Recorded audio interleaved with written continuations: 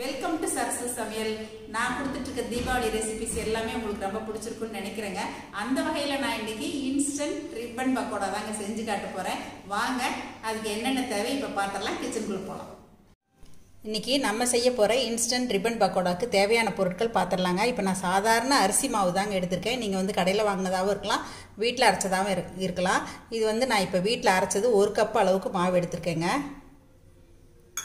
இப்போ இதுக்கு வந்து 1/2 கப் அளவுக்கு நம்ம பொட்டுக்கடலை மாவு சேர்த்துக்கலாம். மாவு தான் உங்களுக்கு பொட்டுக்கடலை மாவு தான் கணக்கு, அதனால் வந்து மாவு 1/2 கப் எடுத்துக்கோங்க. பொட்டுக்கடலையே நல்லா அரைச்சிட்டு சளிச்சு எடுத்துக்கோங்க. இதில் வந்து நான் பச்சை மிளகாய், பூண்டு 4 பல், நான் இன்றைக்கி ரொம்ப குறைவான அளவு எடுத்துருக்கனால 2 பச்சை மிளகாயும் ஒரு 4 பல் பூண்டும் அரைச்சி வச்சுருக்கேங்க. இப்போ இதையும் தண்ணி விட்டு கரைச்சி நம்ம வடிகட்டிட்டு வந்துடலாங்க. இப்போ இதில் கொஞ்சமாக நம்ம எள்ளு சேர்த்துக்கலாங்க. எள்ளு உங்களோட ஆப்ஷன் தாங்க, விருப்பப்பட்டால் சேர்த்துக்குங்க. பெருங்காயத்தூள் சேர்த்துக்கலாங்க. நீங்கள் இந்த பச்சை மிளகாயை அரைக்கிறதுக்கு பதிலாக நீங்கள் வரமிளகாய் தூளே கூட போட்டுக்கலாம். இப்போ இதை நான் வடித்து எடுத்துகிட்டு வந்துடுறேங்க. இப்போ நான் இந்த பச்சை மிளகாய் பூண்டை வந்து நான் இதில் நல்லா வடித்து எடுத்துட்டேங்க. பாருங்கள், இந்த மாதிரி நல்லா சக்கையாக வடிச்சுங்க. ஏன்னா நம்ம தண்ணி விட்டு தானே பிசைய போகிறோம், அதனால் கொஞ்சம் தண்ணி விட்டு நம்ம வந்து இதை கரைச்சி எடுத்துக்கலாங்க.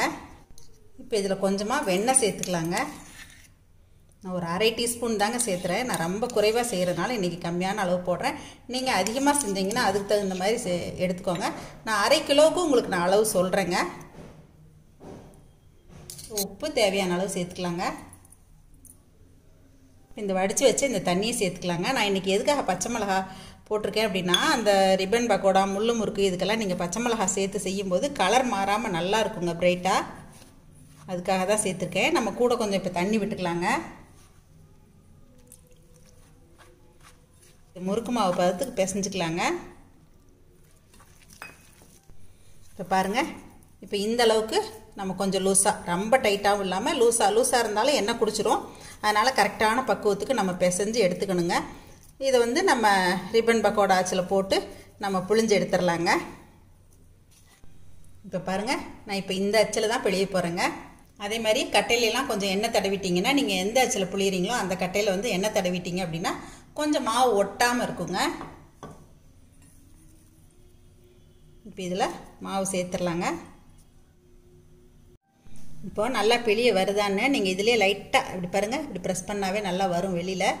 இந்த மாதிரி டெஸ்ட் பண்ணி பார்த்துக்குங்க. அதுக்கப்புறம் நம்ம எண்ணெயில் பிழிஞ்சிக்கலாங்க.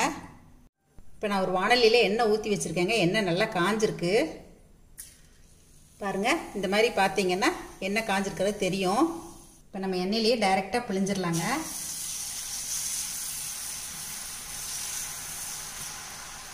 இது கொஞ்சம் மேலே எழும்பி வந்தோடனே நம்ம திருப்பி விட்டுக்கலாங்க. இந்த ரிப்பன் பக்கோடா ரொம்ப டக்குன்னு ஈஸியாக செஞ்சிடலாங்க. நீங்கள் 1/2 கிலோ செய்யும்போது 1/2 கிலோ பச்சரிசி மாவு எடுத்தீங்க அப்படின்னா 50 கிராம் அளவுக்கு நீங்கள் வெண்ணெய் எடுத்துக்குங்க. அப்படி இல்லை உங்ககிட்ட வெண்ணெய் அப்படின்னா இதில் ஒரு 4 டீஸ்பூன் அளவுக்கு காஞ்சிட்ருக்கிற எண்ணெய் எடுத்து ஊற்றிக்கிங்க. அது ரீஃபைண்ட் ஆயிலாவோ அல்லது கடலெண்ணெயாவோ இருக்கலாங்க. அதுக்கப்புறம் பொட்டுக்கடலை மாவு, நீங்கள் 1/2 கிலோ மாவை எதில் அளக்குறீங்களோ அதே கப்பில் வந்து பாதி அளவுக்கு பொட்டுக்கடலை மாவு, பொட்டுக்கடலை எடுக்காதீங்க, அதிகமாயிரும். அதனால் பாதி அளவுக்கு பொட்டுக்கடலை மாவாக திரித்து நீங்கள் எடுத்துக்குங்க.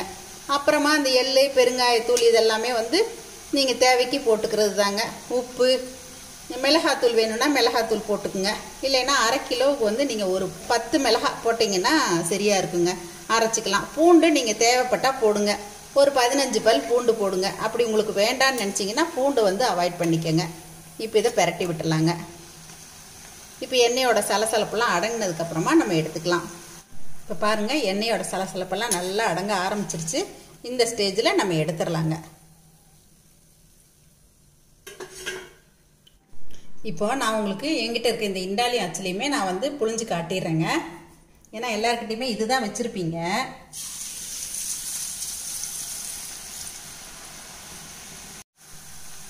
நம்ம பிழிஞ்சு விடுற ரிப்பன் பக்கோடா வந்து எண்ணெய் முதங்க இருந்துச்சுன்னா நீங்கள் பெரட்டி கூட விட வேண்டியது இல்லைங்க. இப்படியே நம்ம வந்து எண்ணெய் சலசலப்பு அடங்கினோடனே நம்ம எடுத்துடலாம். பாருங்கள், நம்மளோட instant easy ribbon pakoda ready ஆயிடுச்சுங்க. டக்குன்னு செஞ்சிடலாங்க. என்னங்க, இன்றைக்கி நான் செஞ்ச இந்த ரிப்பன் பக்கோடா உங்கள் எல்லாருக்கும் ரொம்ப பிடிச்சிருக்குன்னு நினைக்கிறேங்க. கண்டிப்பாக நீங்களும் இந்த தீபாவளிக்கு ட்ரை பண்ணி பாருங்கள். அதே மாதிரி இதை வந்து நீங்கள் நல்லா நொறுக்கிட்டு ஏர்டைட் பாக்ஸ்லேயோ சில்லர் சம்பளத்துலேயோ நீங்கள் போட்டு வச்சுக்கிட்டீங்க அப்படின்னா 15-20 நாள் வரைக்கும் நல்லா இருக்குங்க. பூண்டு பெருங்காயம் இந்த எள்ளு இந்த மணத்தோட அருமையாக வந்திருக்குங்க பாருங்கள். நல்லா கிறிஸ்பாக இருக்குங்க. சாப்பிட்றதுக்கும் நல்லா மொறுமொறுப்பாக இருக்குங்க. நான் பாருங்கள் பச்சை மிளகாய் போட்டதுனால அதிகம் செவக்கவே இல்லை. இந்த மாதிரி கலர் மாறாமல் அருமையாக இருக்குங்க. முறுக்கு செய்ய தெரியலையா அப்படின்னு கவலைப்படுற பிகினர்ஸ்க்கெல்லாம் இந்த மாதிரி நீங்கள் ரிப்பன் பக்கோடா ஈஸியாக செய்யலாங்க. அது வந்து டைரெக்டாக அப்படியே எண்ணெயில் பிழிஞ்சு விட்டுறலாங்க. ஈஸியாக உடனே செஞ்சிடலாங்க. கண்டிப்பாக நீங்கள் இதை பார்த்துட்டு ட்ரை பண்ணி பாருங்கள். இதை பார்த்துட்டு எப்பயும் போல் உங்களோட ஃபீட்பேக் சொல்லுங்கள், ஷேர் பண்ணுங்கள், சப்ஸ்கிரைப் பண்ணுங்கள். தேங்க்யூ. சரசு சமையல் பாருங்கள், சமையல் நல்லா பண்ணுங்கள்.